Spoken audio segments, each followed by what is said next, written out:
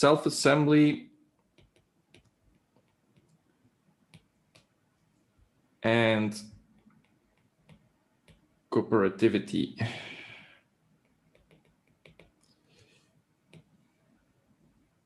Okay, so we're going to go through these concepts kind of on a basis of models, because many of you will have a class in supramolecular chemistry or something related to that. So I'm not going to talk about, you know, the type of molecules and interactions and things like that. I'm just going to tackle this from, let's say, from a kinetic side.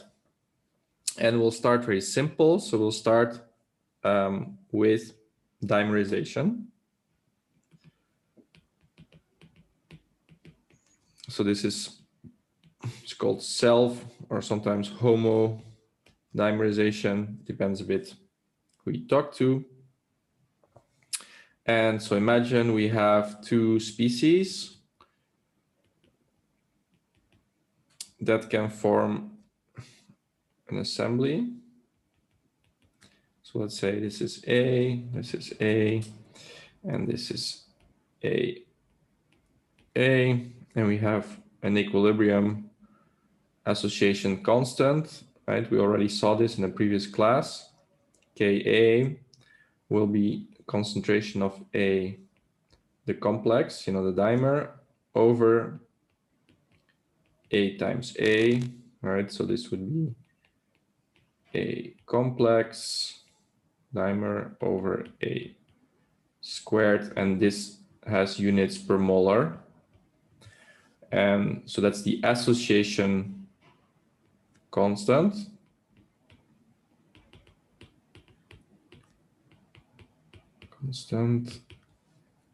And so Ka is K plus over K minus. So K plus is the forward rate and K minus is the backward rate. So that is nice. Just keep in mind that biologists, they use the dissociation constant. So Kd is K minus over K plus, and then that has units molar, right? So if you talk to a biologist and they say, oh, I have a great binder, I have a nanomolar affinity. So they are talking in terms of dissociation equilibrium constant chemists. So most of you guys, we talk about association rate constants, but just a small detail to keep in mind. So that's dimerization. So if we look at binding, so this would be called guest host binding. It's going to be very similar, of course, but let's start simple. So we have this kind of lollipop molecule, and we have something that can bind.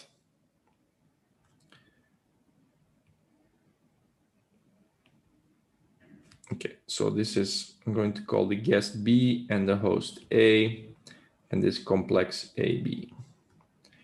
Right, so this is again the same. So if we put K, A is the same, right? So A dot B over A times B. Okay, so now how do we actually solve this? And that's a little bit more work, even for such a simple case. So the first thing we need to introduce is the mass balances. So this is just conservation of mass, right? You cannot create molecules out of thin air, or they cannot disappear without being converted into another species. So I can write the concentration of B total, so Bt, is the concentration of free B, right? So this one, plus the concentration of the complex, this one, right? Same for A. Total concentration of A is free concentration of A plus the complex. Okay, so from the association equilibrium constant, we can write concentration of A, B is Ka times A times B, right? I'm just rewriting this, right? And now I'm going to fill in for A, I'm going to write it out from here, right? So I'm going to write Ka AT minus AB up, and the same I'm doing for B. So that is BT minus A dot B.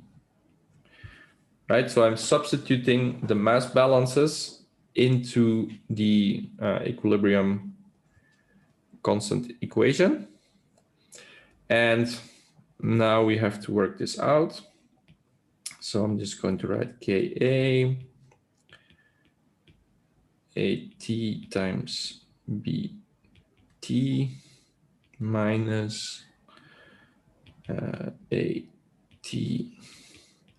A dot B minus BT times A B plus A B squared.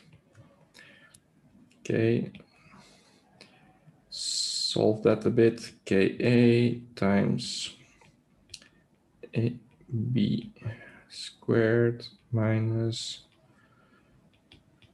A T plus B T times A dot B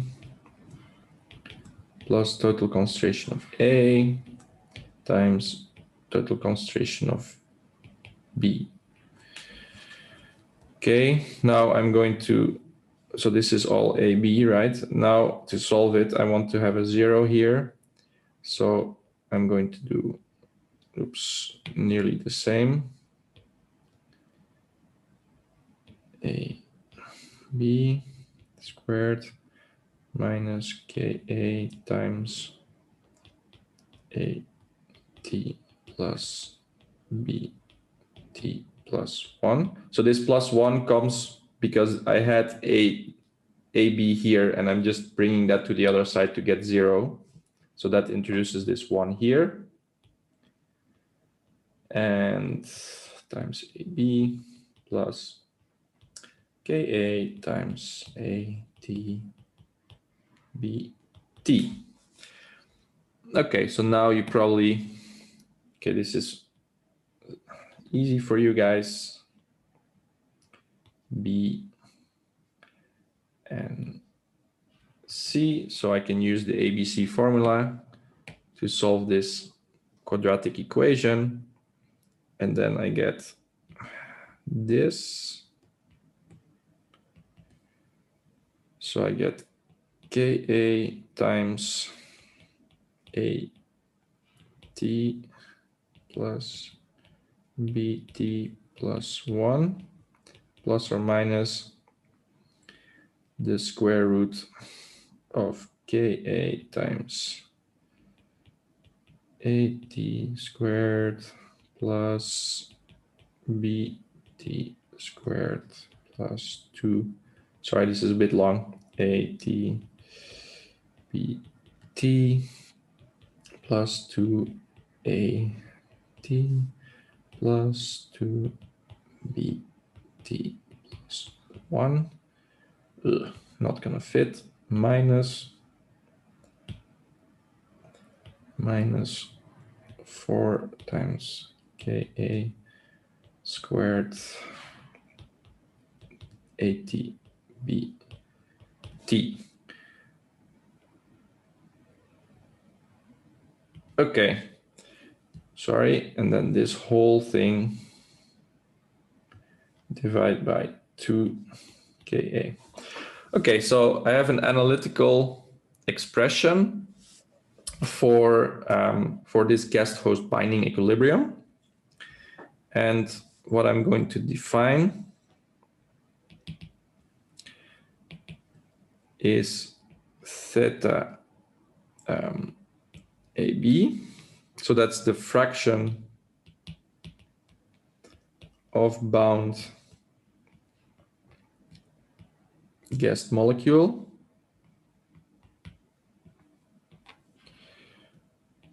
so that is AB, which we just solved, over the total concentration of B.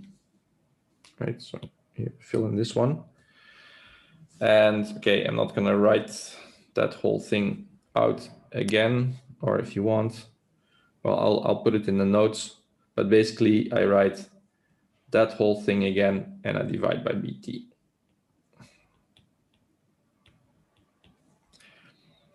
Okay, so that's quite a bit of work to get the analytical equation. So you can imagine this was for the simplest, you know, two molecules, A binds to B.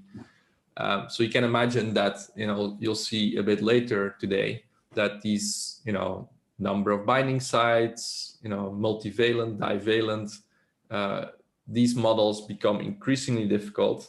And so you can go and use, let's say, if you have a symbolic toolbox in MATLAB or in Python or in Maple, you can do these kind of derivations on the computer as well. But let's go back to our, let's say, our usual method that we've been seeing over and over this class is using the rates, right? So using rates. So again, let me just repeat it. So B plus A with K plus, K minus gives complex AB. Okay, so pretty simple for you guys now. dB dt equals dA dt is minus K plus times A times B plus K minus, oops, this is minus times, right? A B. Let me clean this up a bit so it's not confusing. K minus times. Okay, so let's do our usual thing. I'm just going to go to Jupyter Notebook. Share my screen. Up, there we go. So we're in Jupyter Notebook, like we've seen in previous classes. So I just have my block that I just copy from, you know, one script to the other. So we have NumPy, we have SciPy integrate to solve the ordinary differential equations. We have some plotting things. This one's I'm actually not using in the script, but okay. I just copy everything and I go and I define my rate constants. So I say K plus, so K1, the forward rate is 2, my backward rate is 1. So my equilibrium association constant is K forward over K back. Fine. Okay, I define my model. I have 3 species, A, B, and the complex, AB. And I have my rate constants, which are very simple, right? So minus K forward times A times B plus K minus times the complex. And that's the same for A and B and the inverse for the complex. I return these concentrations from the model. I define a certain time. I have my initial concentrations, right? So 5 molar for A, 4 molar for B, and 0 molar for the complex AB. I integrate over my model over the given time with the initial concentrations, and I plot the different species, right? So these are the integrated concentrations. The first column is A, because this is C0. Then my second column is B, and my third column is the complex. And I put some labels, I put the legend, and let's look at that graph. So you see concentration A starts at 5, B starts at 4, and it progresses, and then it reaches the equilibrium state, right? So it takes some time to establish the equilibrium. Okay, so that's nice. Let's now look at our huge ugly equation that we wrote on the slides, right? So this is this this theta AB, so the fraction of AB, which I typed out this whole thing that I didn't write on the slide, but it's this 1 plus k times AT times B plus this whole square root thing, right? And I print the equilibrium constant and the fraction of AB, right? So this is the analytical values. So this is equilibrium constant is 2, right? Because I have K1 is 2, K reverse is 1. So 2 over 1 is 2. And here I get the actual equilibrium position from the simulation, right? So I take C integrated -1 means the last value. So I'm taking really the value here, right? Last time point. Column 2, which is AB. Okay. So I'm taking the concentration of AB divided by concentration A times B. This is the, how you normally write it on paper. So I take the last of the concentration of A, which is this point, times the last concentration point of B, which is this point. And so I have a simulated equilibrium association constant, K sim. And for my fraction AB, I take the concentration of AB divided by the total concentration of B initially. So that's C0 index 1. So it's the second number. And you see that, so this is K simulated, this is K analytical. You see that there is some numerical inaccuracy, right? So this is always, when you do numerical methods, you have to think about, okay, how many digits behind the comma do I care about? You can change actually the accuracy of your solver if you want to do that.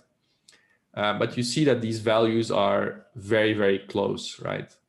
It's just that the analytical approach that we did takes a lot of writing, and it's quite hard to solve when it gets more difficult. Whereas this, as you guys know, this is quite simple to implement, and I can, I have done actually this code faster than it took me to, derive all the quadratic expressions for that. Right, so that's an interesting point. Let me go back to sharing my slides. 1 second. Screen.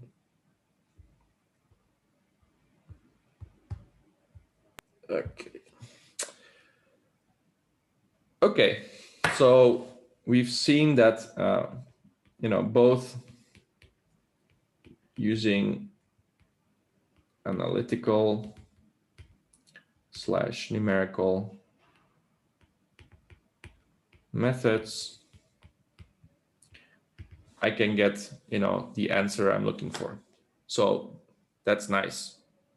So hopefully during this course, you've learned enough of, Python, Spider, Jupyter Notebook. So if you have a problem like that, you will be able to tackle it. Okay, let's continue with something a little bit more difficult, which is multivalency. So just to put it in the context of this lovely situation we are in, right? This is SARS-CoV-2, right? The virus that causes COVID-19. And if you've looked a bit at what's on that virus, you have a protein called the spike protein. Okay. And the spike protein binds to the ACE2 human receptor. Right? So in your lungs, you have a lot of these receptors sticking out of your cells, and the virus comes in and it has all these spike things that interact with these receptors. So what you have here is you have a multivalent guest binding to a multivalent host, which this is you and this is the virus, right? So the guest is the virus, we are the host. And unfortunately, multivalency can lead to cooperativity. And the annoying thing is that, cooperativity is a term that is used in different contexts, different fields. So it is kind of sometimes a confusing term. I'll try to split it out into the different parts. So we're talking about guest host binding. So the first thing I want to talk about is called allosteric cooperativity.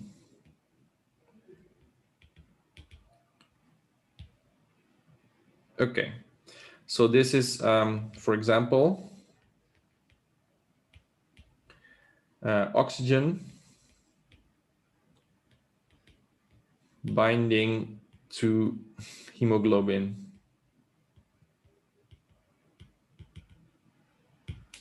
Right, so I don't know if you know this process, but hemoglobin has two binding sites. And when the first oxygen binds, there's a change, a conformational change in the hemoglobin structure, which causes the second oxygen to bind much stronger. So this is quite common in natural systems, but it's very rare in artificial chemical systems.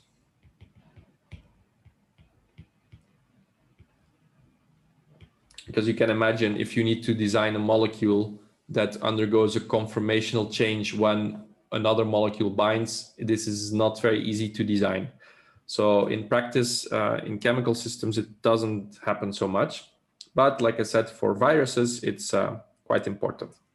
So let's look a little bit how that works. Okay, so I'm going to start with a very easy system. Okay, so I have my guest, which is B, and I have my host, which is AA. Okay, so A has two binding sites, and we can have the first binding event.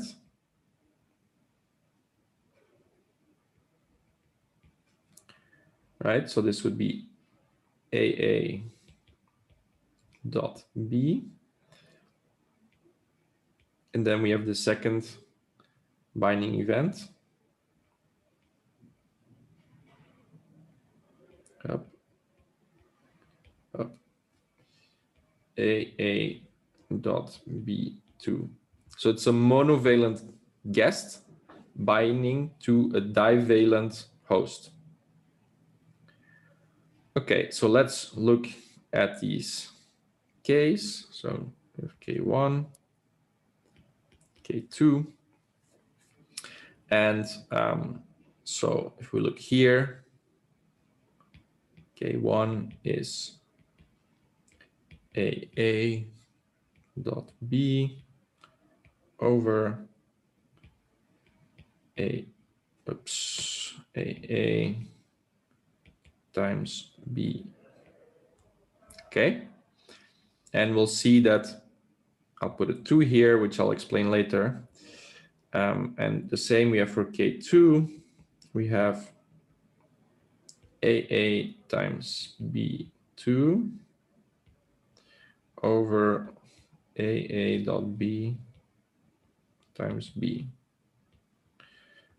And I'm going to put a half here. So these things, we'll get back to that. They're called statistical prefactors. And it has something to do with the probability of making and breaking a bond. But I'm going to come back to that in a second, so don't worry about that yet. We're first going to look at this allosteric effect. So there's an interaction parameter. Oops.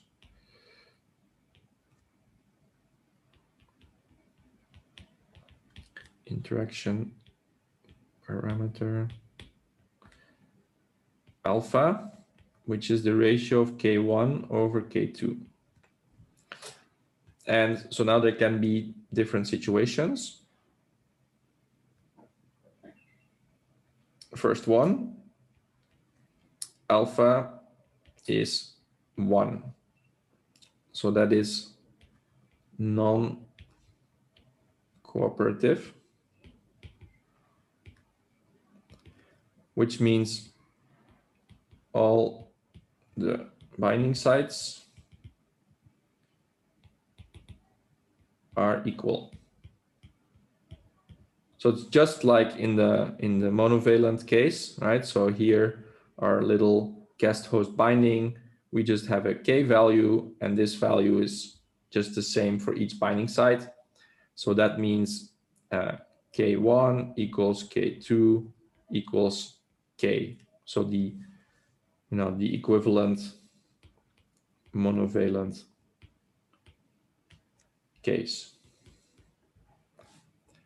Okay, so second case,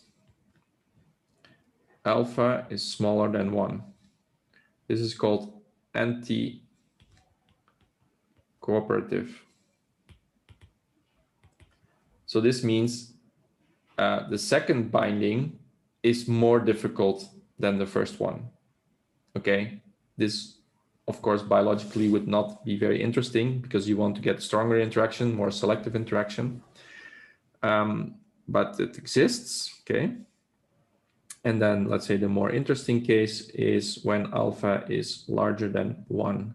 So this would be called cooperative. And if alpha is much, much larger than 1, you get a so-called all or nothing behavior. So that means, either the host is completely empty, so you only have AA, or it's completely full, so you have AAB2. Right? So it's called all or nothing behavior. And typically what you measure is either the fraction of bound guessed, which is like this one, okay? Or you can measure the fraction of occupied host, right? And in this case, so fraction A or AA, whatever you want to call it, would be half AA times B plus AA dot B2 over the total host concentration. So this is just because experimentally you usually have, for example, a change in chemical shift or in absorbance or in fluorescence when you bind a molecule to a binding site, right? So that's it's typically more difficult to measure each of the individual species because they might be quite similar in terms of behavior spectroscopically. So you measure typically fraction of occupied host or fraction of bound guest. And so in biology, a very popular plot is called the Hill plot, which looks like this. So We make a plot like a cross. And we have 0 in the middle. Let's put some values roughly. So 2, 4, minus 2, minus 4. Sorry to interrupt, Professor. Yeah. But I think the definition of alpha is not the good one, because you are writing that it's K1 over K2. But when K2 is greater, we should have something cooperative, and you wrote the opposite. No, so if K... Yeah, if K2 is bigger, you are writing anti-cooperative.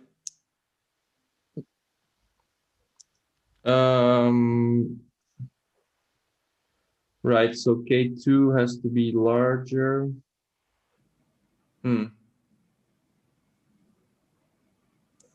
That's true, so wait a minute. Let's see if I'm not screwing it up. Oh, sorry, yeah. So it should be K2 over K1, sorry. K2 over K1. Yes, exactly. Okay, now it's correct. So yeah, K2 is larger than K1, it's cooperative. Okay, yeah, sorry about that. Thanks for pointing that out. So K2 over K1. Okay, we're good. So here on this axis, we're going to put log K times BT. And so this K is actually, we'll come back to that. It's kind of you pull all the K values together. It's kind of an apparent K value, right? It's just to get here a non-dimensional number, right? If I multiply something 1 over molar times molar, I get, dimensionless constant, right? So that's quite popular.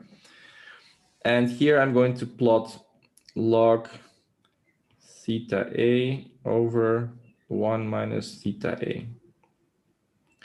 So that, so what does that do, right? So theta A is the fraction of occupied host. And this value, so log theta A over 1 minus theta A, is 0 when 50% of the binding sites are full. Okay. So this is this comes kind of from biology. In biology, they really like to measure, for example, IC50s. So that's the concentration at which 50% of an enzyme is inhibited, for example. So they kind of stick to these kind of descriptions, but that's just semantics. Okay, so in this hill plot, if you have just a straight line, then which has a slope is NH, which is the hill coefficient. So NH is called the hill coefficient. And so when this slope is equal to 1, you have a non-cooperative binding. So let's put some other color. So when NH is 1, you have a non-cooperative binding. If this slope looks more like this, so you have a non-zero slope at the origin, right? Then if it looks like that, it is cooperative. So here NH is larger than 1.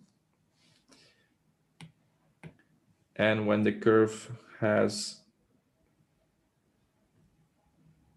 a downward slope like this, then it is anti-cooperative. So this is a plot where this you can do experimentally, right? So this is the practical use of this plot is you can measure this fraction of AA experimentally while changing the concentration, right? So this is a constant. So you're just changing the concentration and measuring the fraction of occupied host, and then you plot it in this way, and you can see if there is any cooperativity. Allosteric cooperativity, right? So really, does the binding site change chemically after my first binding event? But like I said before, it's very rare in artificial chemical systems, right? And also in a lot of biological systems. So does that mean that there's nothing else interesting?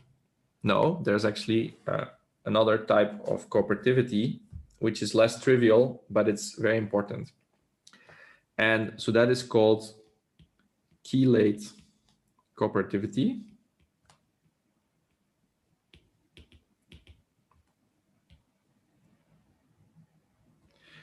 So all the binding sites are equal. Sites are equal, but the overall guest host binding is stronger due to statistical effects. So talking in terms of Hill coefficients, so that means that the Hill coefficient for the binding site is 1, so it's non-cooperative in the sense of allosteric cooperativity.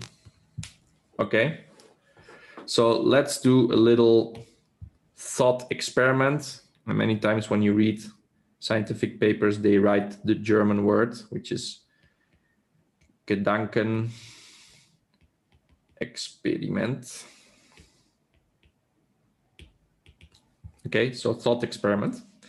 So let's say we have a monovalent guest and a monovalent host, and we have a binding, and we make a guest host complex, and let's say the equilibrium constant is 100 per molar.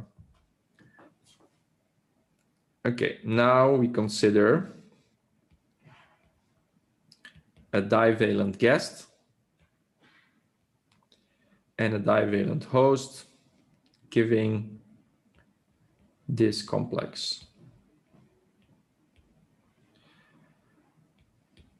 So now question for you guys, what do you think the binding constant should be?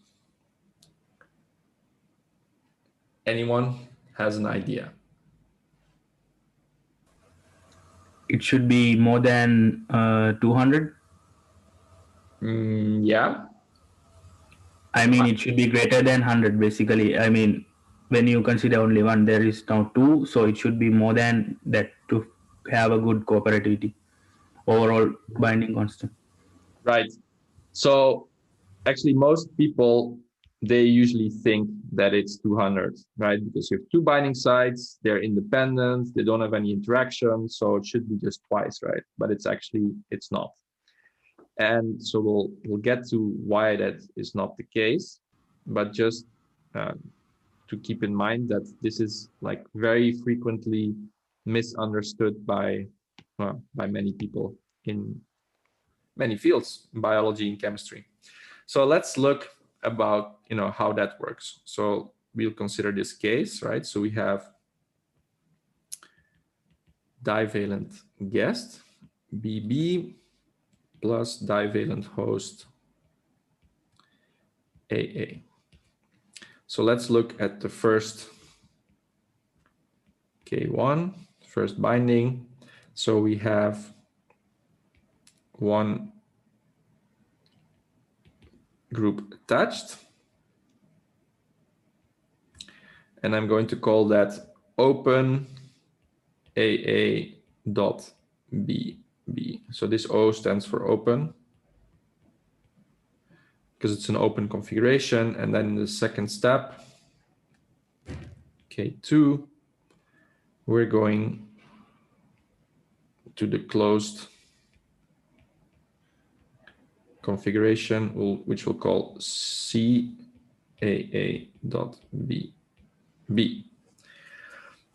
Okay, so if we look K1, it will be concentration of open AA.BB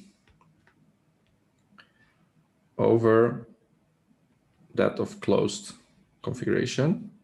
Sorry, this is AA times BB, sorry. And now we're going to look, because we have K plus over K1, but look at the number of possibilities. So that's now where the difference comes in. So when we look, we have two binding sites, two, let's say, ligands that can bind to two binding sites. So you can have, let's say, ligand 1 binding to binding site, let's call it A and B. And you have ligand 2 that can also bind to A and B. So you can have, A1, A2, you can have B1 and B2. So actually you have 4 possibilities to form this first bond. So actually the rate is 4 times K plus. Then if we look at the complex, so this guy, there's only one possibility to break a bond, right? You can break this one or this one, but they are equivalent. So that rate is only 1. So if we write that in terms of the monovalent binding constant, this would be 4 times the monovalent one, right? So 4 possibilities to break, to form, and only 1 possibility to break a bond. So for K2, we have concentration of closed B over open.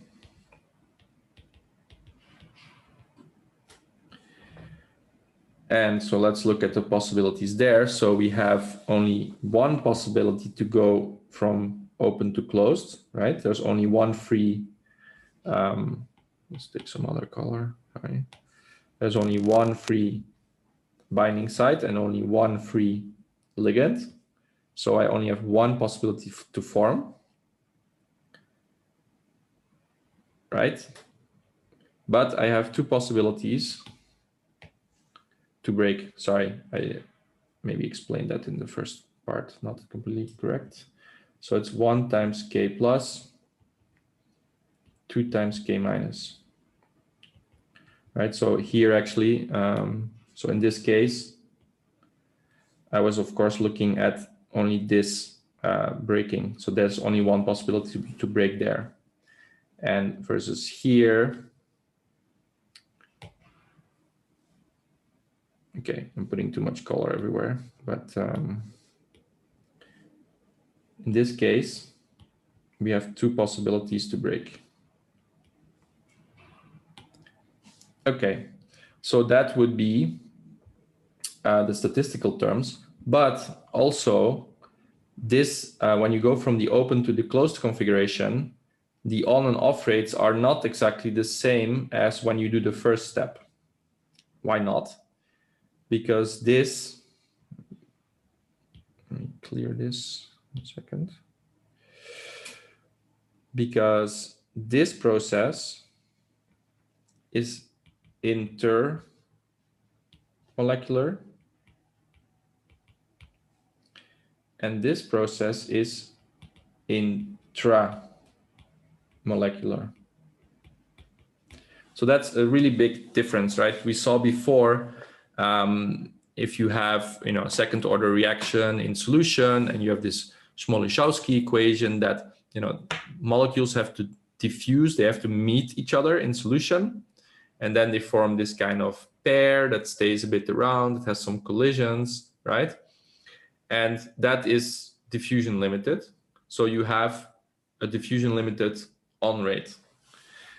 In the case of this intramolecular interaction, the things are already attached, right? So this bond has already formed. So it only has to ring close, and that's an intramolecular interaction. So that's why we call this K plus accent, right? And there's a new constant we use for that. That will be K intra. So K intra describes the intramolecular interaction. And how can we relate K intra to the normal K? That's quite simple. We introduce a new term, EM. Okay. This is just by choice, right? This is not a physical property. It's just something I'm introducing. And I'm going to call this effective molarity. So EM. So this K is still the intermolecular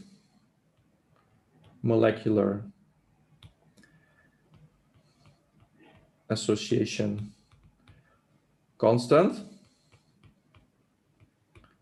Now, like for the monovalent case,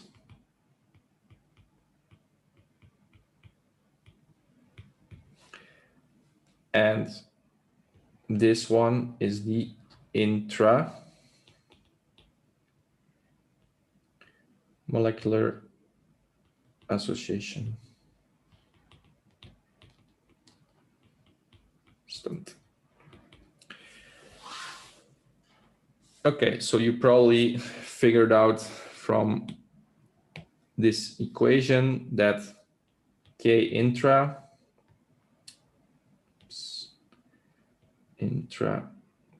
is K times EM.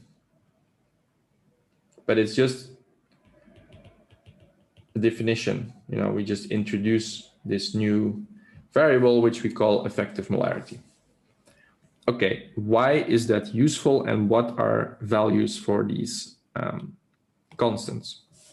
So let's look at an example.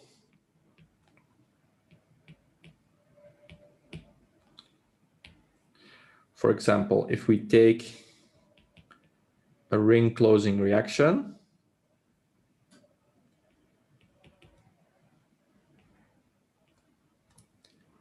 well, I'm taking now a covalent example, but this concept can also be applied for making covalent bonds.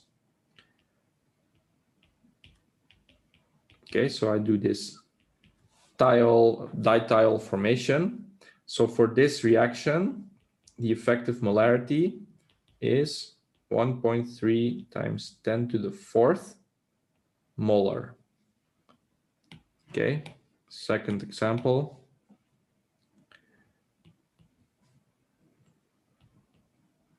Again, it's going to be a ring closing, right? Because I'm looking at intramolecular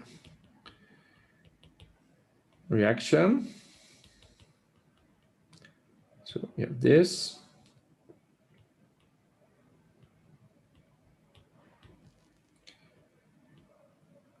Up.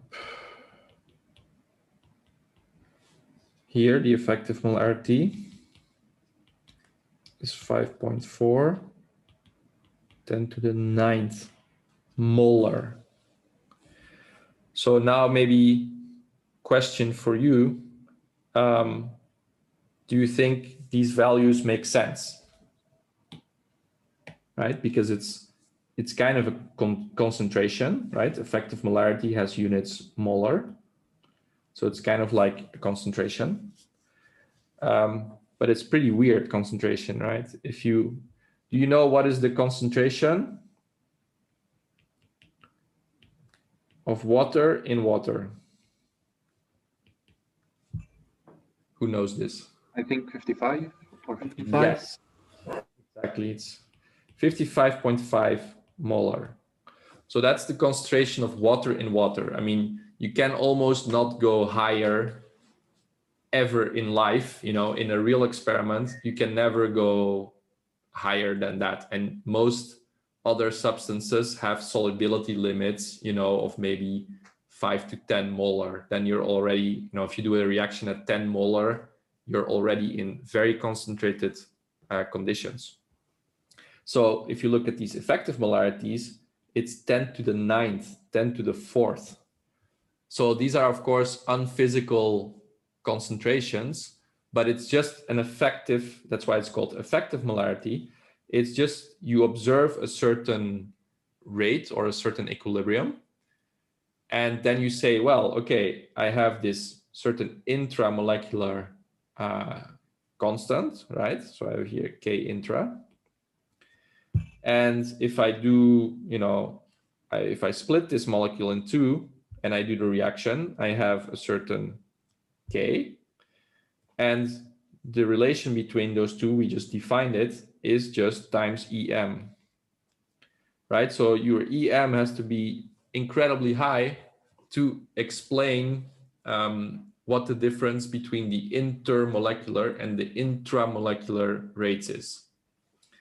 So that, you know, that's surprising, right? That you can get these concentrations which are so incredibly high. Okay, but that's the concept of effective molarity. And so there, let's look at some numbers, right? So if we have, again, the simple example, so the closed configuration over the open configuration,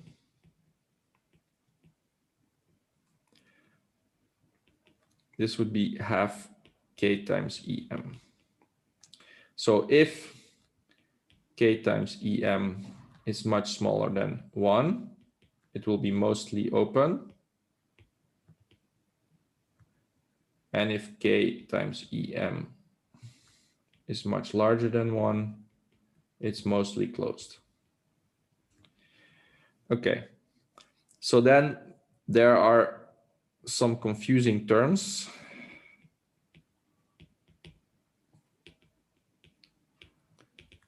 There's affinity, which is basically K, like the monovalent case. But when you talk, for example, of virus binding, you talk about avidity. And they also write it KAV. And that's the sum of all these individual Ks. You know, so it would be K1 plus K2 for this example. So that is kind of confusing. People use it sometimes in the wrong context. But okay, let's keep this definition and we'll see what these avidities are for another example. So just quickly, let's go to a tetravalent guest plus host. Just want to do this example because you will get a better understanding of these statistical prefactors. Okay, so we have a guest, right, that I call B4, plus a tetravalent host. Hop, hop, hop, hop. A4. Okay, I have my first equilibrium. So I have one group bound, the other three still free. Okay, you can imagine where this is going, of course. So here I have two bound,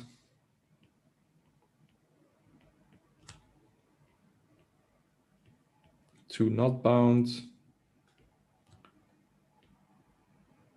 Oops. I'll do this a bit nicer in the notes I put online. Up. And last one, everything bound.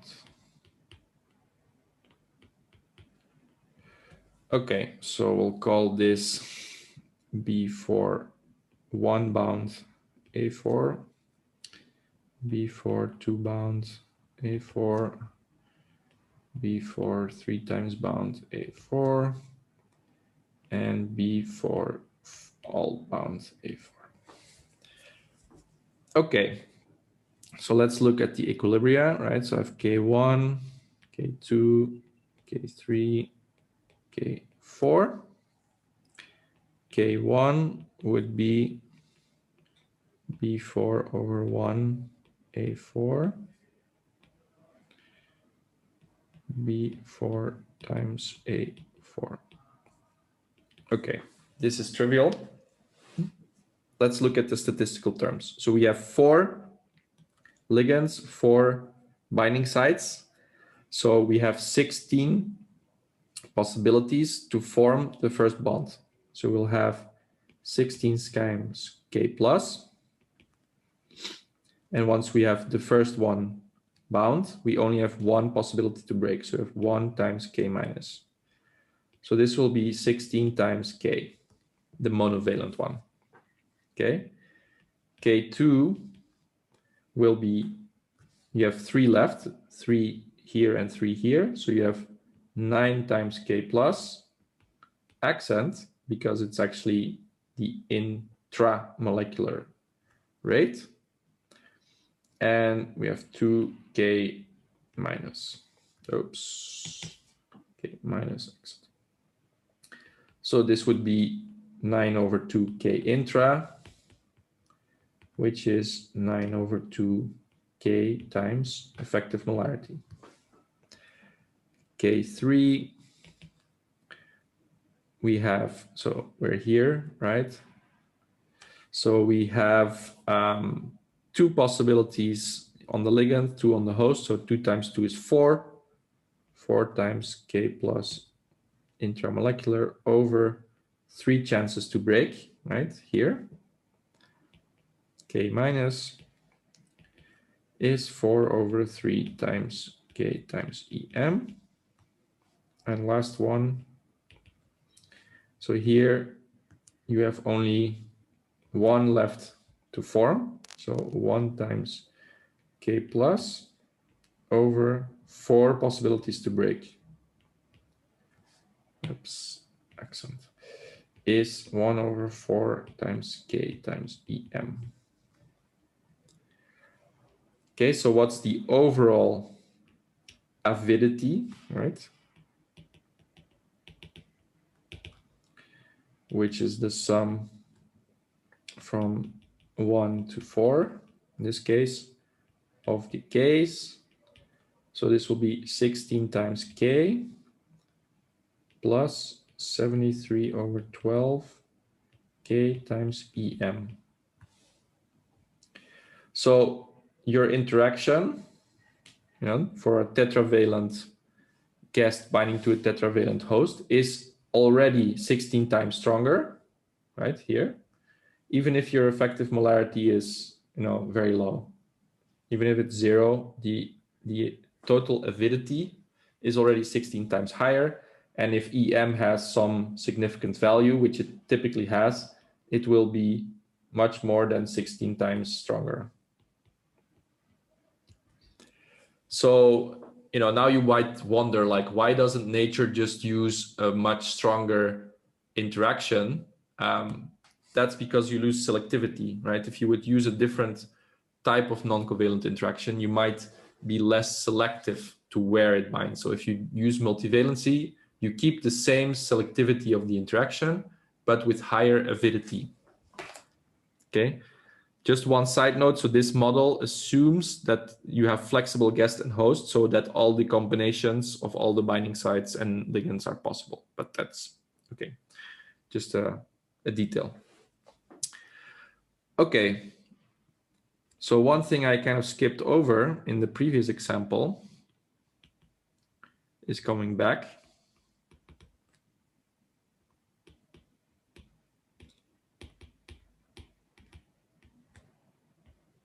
Right, up.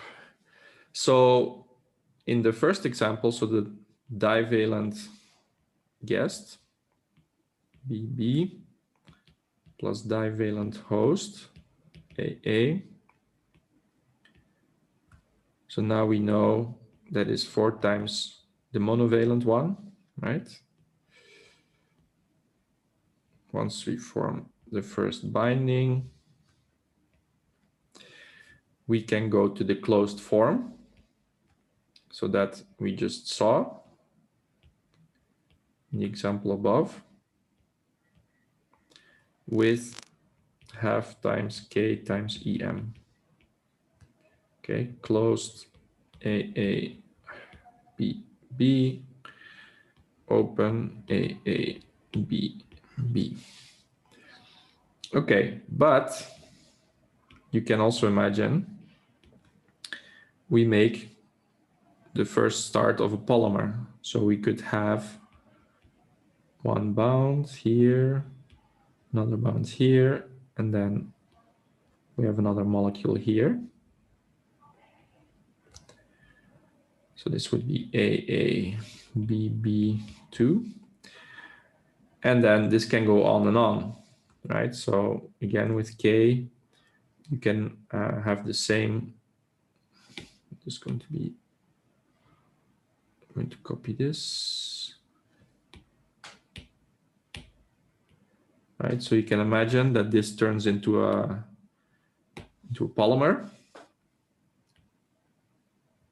I'm going to write the repeating unit here. And that can also be in equilibrium with bigger chains, right? So you can have something like this.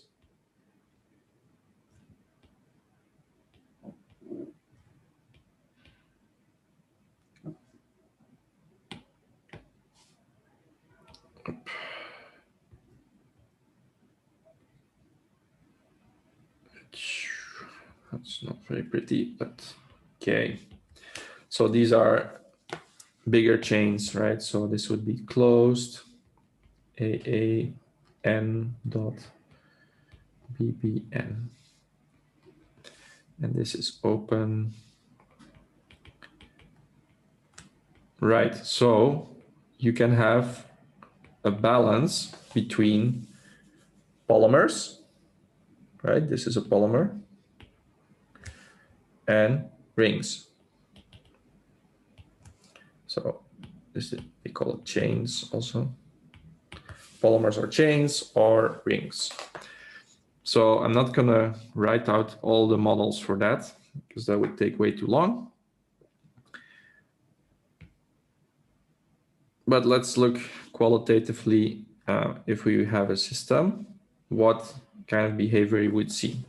So I'm going to plot the concentration of rings or chains in molar. This would be with respect to monomer, right? And this is total concentration in molar. Okay, both are molar. So what you will see is you have a critical concentration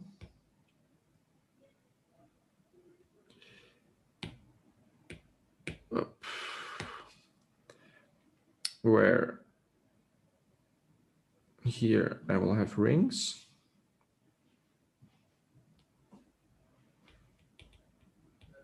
So closed configuration. And above a critical concentration, I will get chains. So open configuration. Right, so this is called critical concentration. Okay, so that's interesting, right? So at low concentration, you prefer to form the rings, right? So the closed configurations like this one. Oops. Closed configuration here. Whereas here I will have polymerization. So supramolecular polymerization can have a competition of rings and chains, depending on, if the molecule is flexible, then you can get this ring chain equilibrium.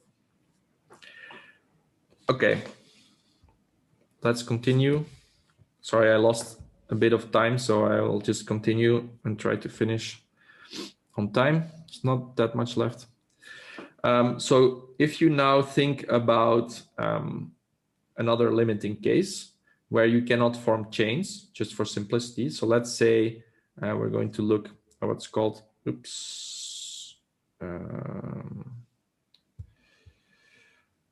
we go, at supramolecular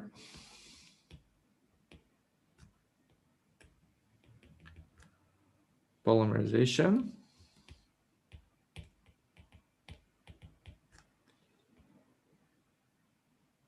Okay, so imagine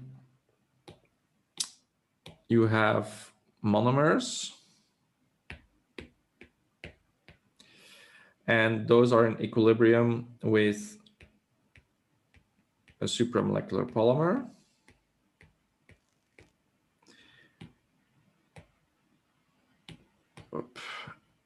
Okay, monomer, let's call it M, and polymer Mi, where I stands for the number of monomers in that polymer, right? And so this is, you're assuming a one-dimensional structure, so a line. So there's only, let's say, let's use some other color. There's only interactions here between the monomers that gives rise to this, unidirectional one-dimensional growth. So we are not considering for the moment that you can have, for example, a polymer or a monomer attaching to the side and growing to the side. We might come back to that. Okay, so let's look at the simplest case.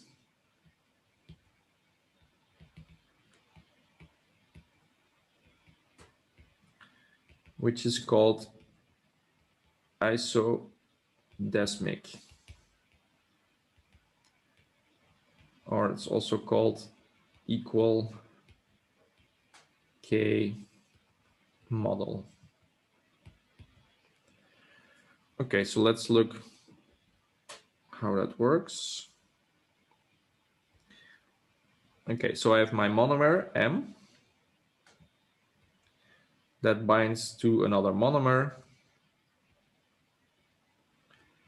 with a certain equilibrium constant, and I form a dimer, right? So you can write concentration of the dimer is K times the monomer squared, right? So I just rearranged the equilibrium binding constant, right? So you have K is M2 over M squared. So I just write it a different way.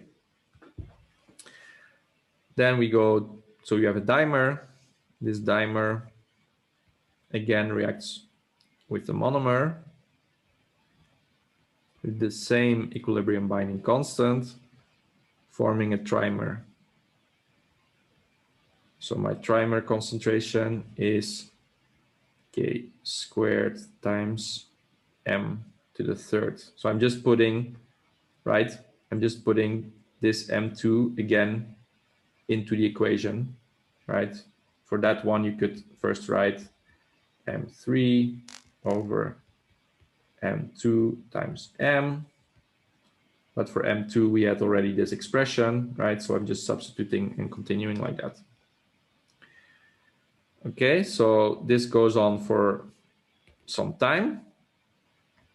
And at the very end, I have a polymer of length I plus a monomer. Every step is going with the same equilibrium constant, Mi plus 1. So this would be like the longest polymer. And that would be K minus 1 times K times M to the power I. And I is 1, 2, 3 to infinity. Okay. So there's, again, like I said, for the, let's say, when we were talking about Hill coefficients and binding, you have, what can you experimentally measure? And that, in this case, was the fraction of occupied host or the fraction of bound guests, right? So for supramolecular polymerizations, what people use most commonly is called alpha. And alpha is the total concentration minus the monomer concentration divided by the total concentration. So if you look at this term, this is basically the concentration of monomer that is in a polymer. And this is the total concentration in units of monomer concentration. Okay, let's look qualitatively. Not going to derive all these models because it gets pretty tricky at some point. This one is still okay, but it gets, it's a bit beyond this course.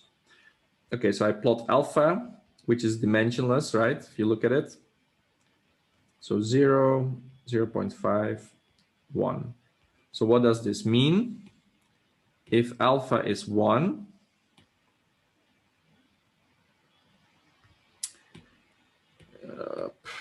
alpha is 1 means everything is a polymer.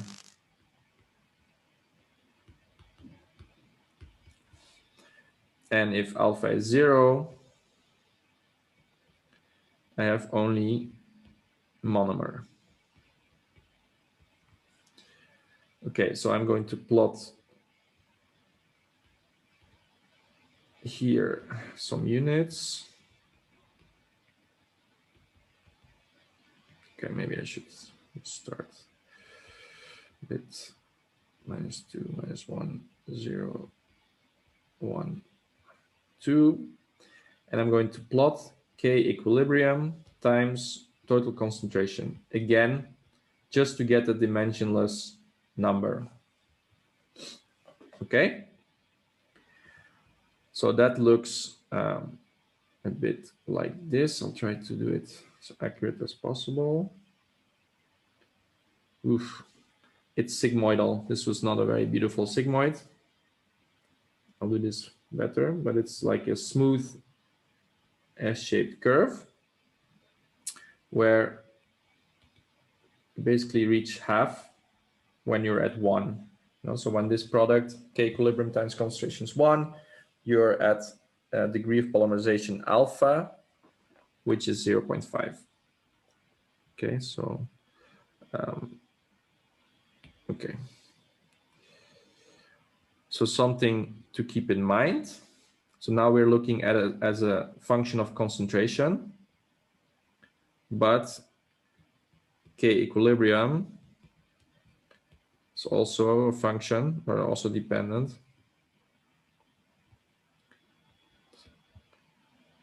on temperature. Just like Arrhenius' law, right? So all the rate constants are temperature dependent. So also the equilibrium constant, the position of the equilibrium, is temperature dependent. So typically what people do in experiments is they do either dilution series or temperature dependent measurements. So they do heating and cooling. So typically, if you have a supramolecular polymer and it's, let's say, enthalpy driven, which most of them are in supramolecular chemistry, then if you are at low concentration or high temperature, you are in the monomer state. And if you are at high concentration or low temperature, you are in the polymeric state, right? So that's an easy way to do that. You can imagine if you do concentration experiments, and let's say you're a very motivated student, you might do, I don't know, 10, 15 data points, right? Whereas if you do temperature, you can just set, for example, a UV vis machine or a circular dichroism machine to take very small temperature steps. So let's say 0.1 degrees Celsius step. And you typically do a range of 60 to 90 degrees Celsius. So you can see that quickly you get hundreds or even thousands of data points.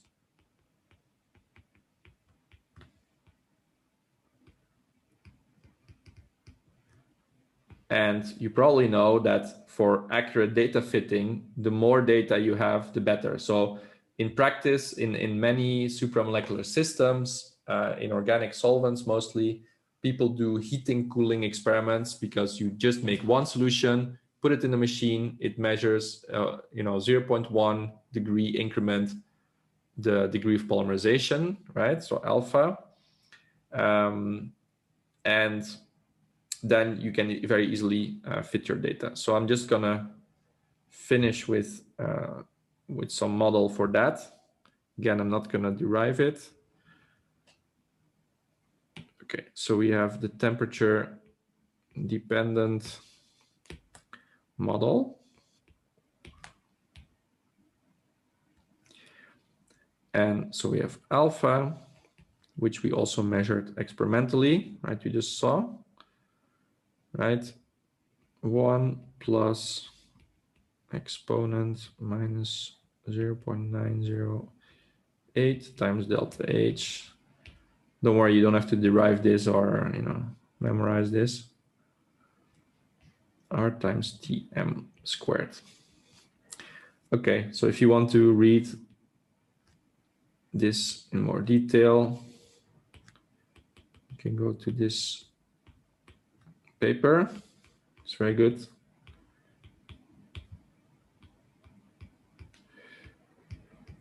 Okay, so Tm is the melting temperature. And that's basically the temperature. So if you would measure alpha versus temperature, it would look inverse, right? So you have monomer here, polymer here, and then basically where alpha, so half of the monomers are in a polymer, you read off the temperature, that's Tm, that's the melting temperature. So it's just, you can just read it off from your data.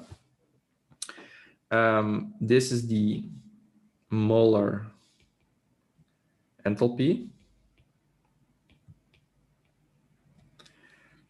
And the rest are just constants, right? This is R as the gas constant. And this is your experimental variable. So you change temperature, you measure alpha with NMR, UV, CD. So one example, if you would measure it spectroscopically, so alpha as a function of temperature would be, for example, the observed extinction coefficient as a function of temperature minus the extinction coefficient of the monomer divided that of the polymer minus that of the monomer. right? So this is, if you do a spectroscopic experiment, you would, measure typically this. This you can determine if you dilute your solution really a lot, so you are sure you are in the monomeric state. You can get this. Here you would go to very low temperature and the highest possible concentration. So these are basically constants. This is also constant, right, again. So basically you have a direct correlation of your observed, for example, extinction coefficient versus alpha. And then from alpha, you can get the enthalpy, right? Okay. So one last little thing. So the degree of polymerization, that's how many monomers are on average in your polymer, is 1 over the square root of 1 minus alpha. And you can also relate that to concentration. Again, don't worry if you don't remember this. 4 times Ke times concentration total plus 1. Okay, this is just in case you want to work on that more. Okay, one more little mechanism. So this was the simplest case, right? This was the isodesmic supramolecular polymerization with all the Ks of each step are exactly the same.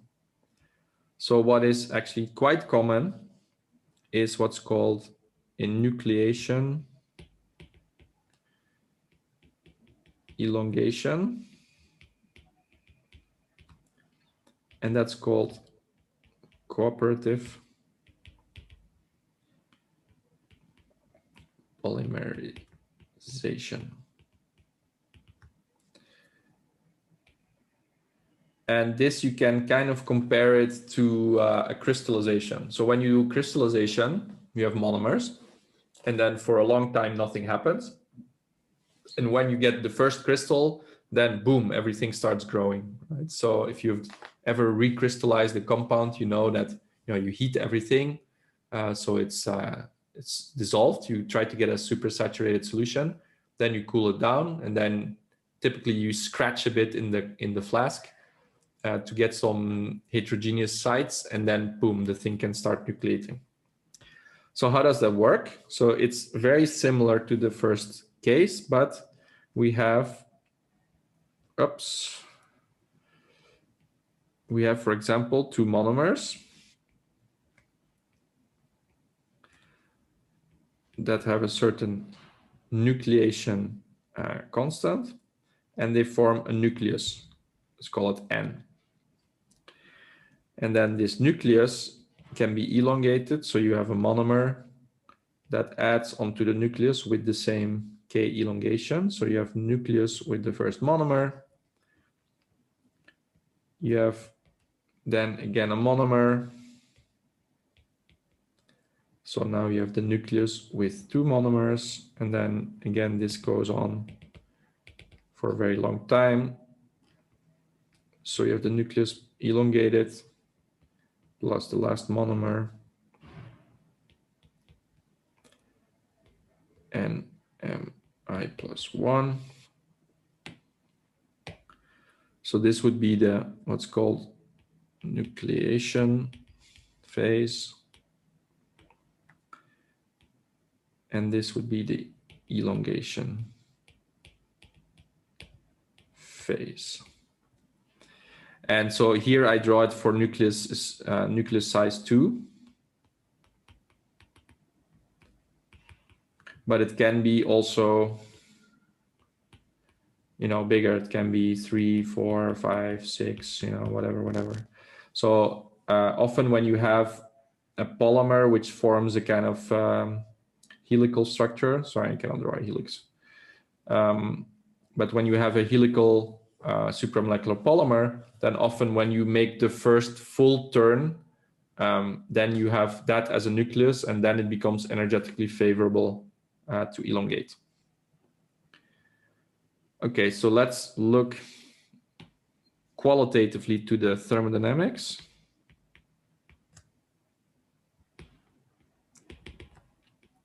Considerations. Okay, so we're going to make a plot. Hop. Delta G naught. And here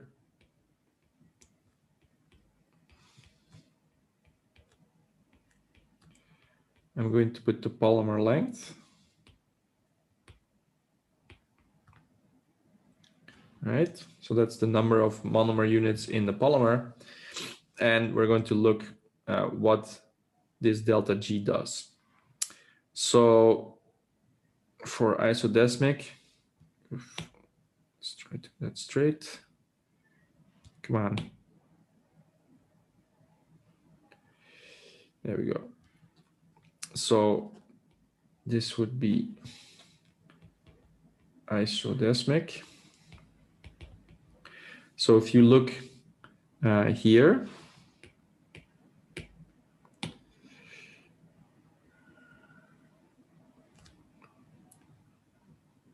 you basically have equal steps with every monomer you add.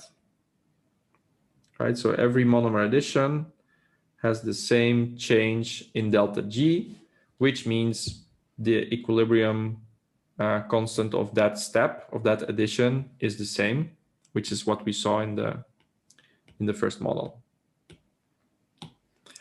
Okay, so isodesmic, let's call this 1. This is always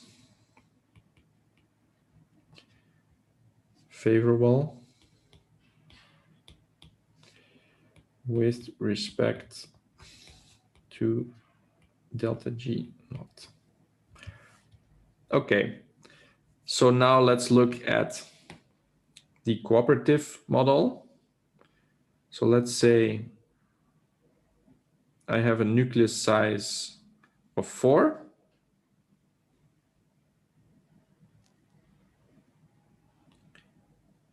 And then I get elongation. So put a dashed line here.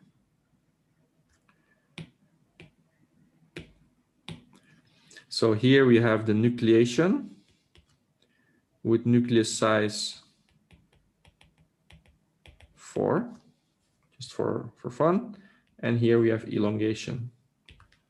So you see that the elongation is energetically downhill, so favorable, whereas the nucleation, so this is 2, this is cooperative.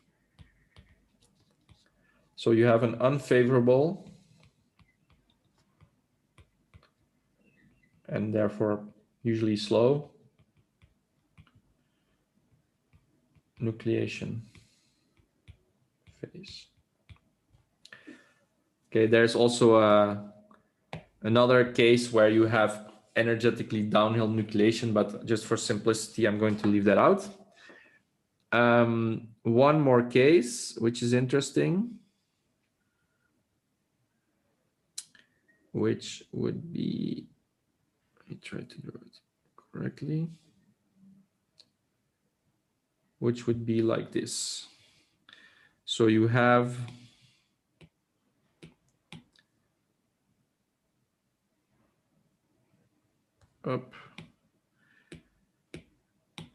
you have a nucleation phase, which is energetically favorable, so typically faster. And then you have an elongation phase, which is energetically not favorable. So that is called anti-cooperative. So that means favorable nucleation, less favorable elongation. Okay, so what's the result of these different mechanisms in terms of polymer behavior in solution? And then we can finish. Okay, so let's plot that here. Here have concentration. A. And here we have degree of polymerization. So that's, again, that's the number of monomers that are in your polymer.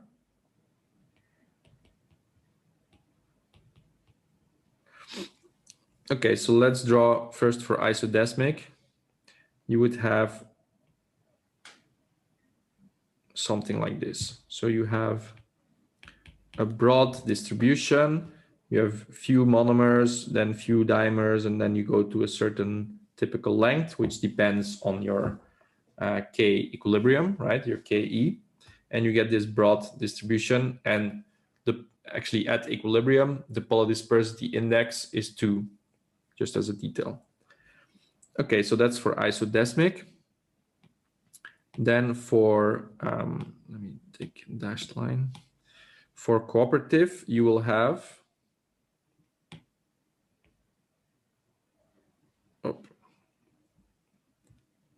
you have a very sharp peak at the monomer.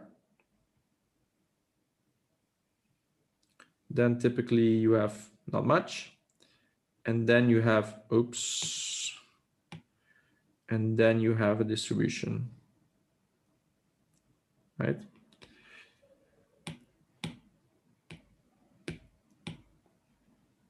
So that's for cooperative. So typically you have long polymers. And here you have monomer. So there's really a kind of reservoir of monomer that is at equilibrium with long polymers.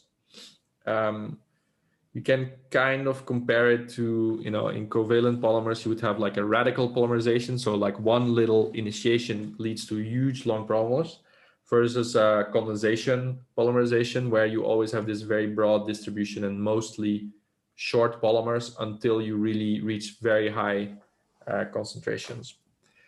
And the anti-cooperative one is kind of interesting because you can have something very narrow at a given size. So anti-cooperative actually can lead to more monodisperse structures. Okay, so the last thing, this is just a comment. So in the recent years, people started including all kind of other processes like fragmentation, secondary nucleation, etc. So let's just briefly look in the polymer cartoon. So fragmentation would be you break the polymer somewhere in the middle, right? This is pretty reasonable. All the models I showed you, they only assume that you can have monomers going on and off the ends, right? So this is kind of a pretty oversimplified picture. So fragmentation considers that you can break polymers, then you can have coagulation. So if two polymers meet, they can join.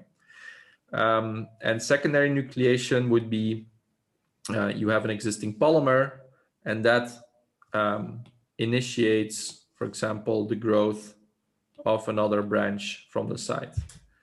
So that's called secondary nucleation. But anyway, you don't have to worry about that. But so the simple models we can use quite well. So if you go to the literature of supramolecular chemistry, supramolecular polymers, a lot of people use this model, right? So the temperature dependent or concentration dependent models to get their binding constants and their enthalpies and entropies of polymerization.